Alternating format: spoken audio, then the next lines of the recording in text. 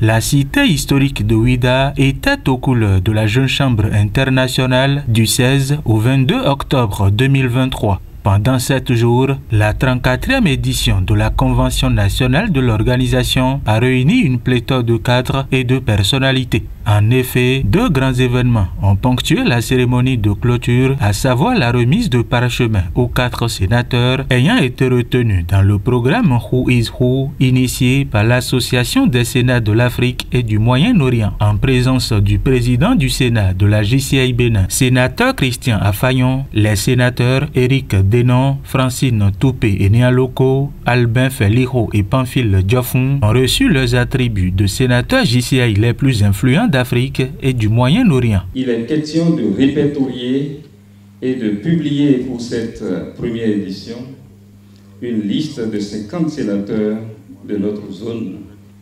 reconnus pour leur accomplissement professionnel et qui ont un impact énorme sur la société.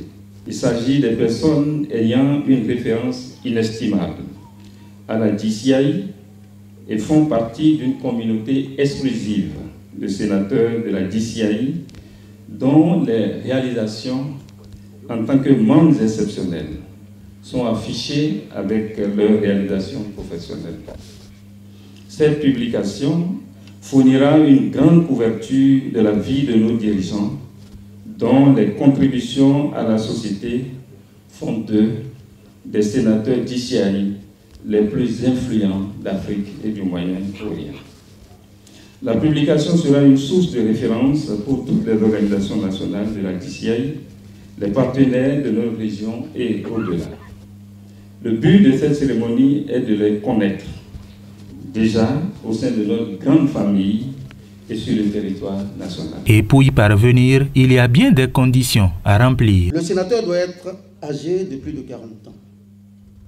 Le sénateur doit être originaire d'Afrique ou du Moyen-Orient. Les réalisations du sénateur doivent refléter l'objectif de la publication. Sénateur DCI le plus influent d'Afrique et du Moyen-Orient.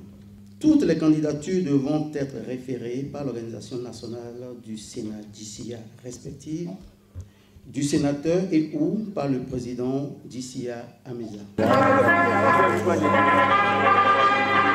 L'autre moment solennel de la soirée, c'est la passation de charge entre le président sortant de la Jeune Chambre internationale du Bénin, Mena Doualou, et l'entrant Todeyon Mixon Sylvain Couveglo pour le mandat 2024 de l'organisation.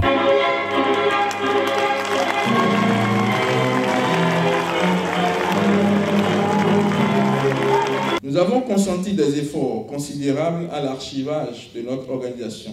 Face aux défis de notre époque, nous avons ressenti l'urgence de former de nouveaux types de leaders. Notre plan stratégique adopté hier pour les 5 prochaines années, axé sur le thème « Développer les leaders résilients », illustre notre engagement dans ce sens. Pour renforcer le sentiment d'appartenance de nos membres individuels, nous avons lancé 2 programmes essentiels.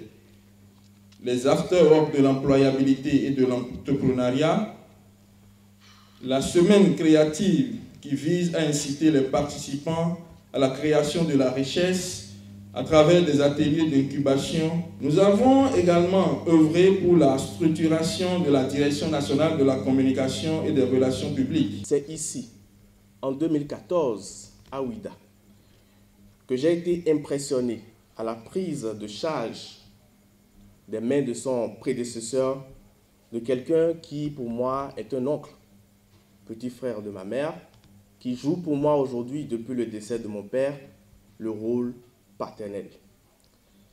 C'est ainsi que je l'ai contacté et que j'ai demandé à adhérer à la DCI Bénin.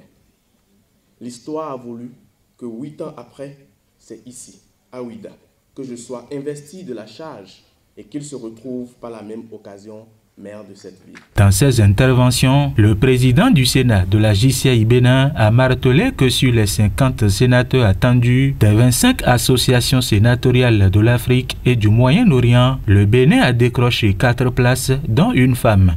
une performance indélébile et un management exceptionnel qui servira désormais de boussole à la nouvelle génération de sénateurs au Bénin. Par ailleurs, une délégation nigérienne de la JCI était également de la partie.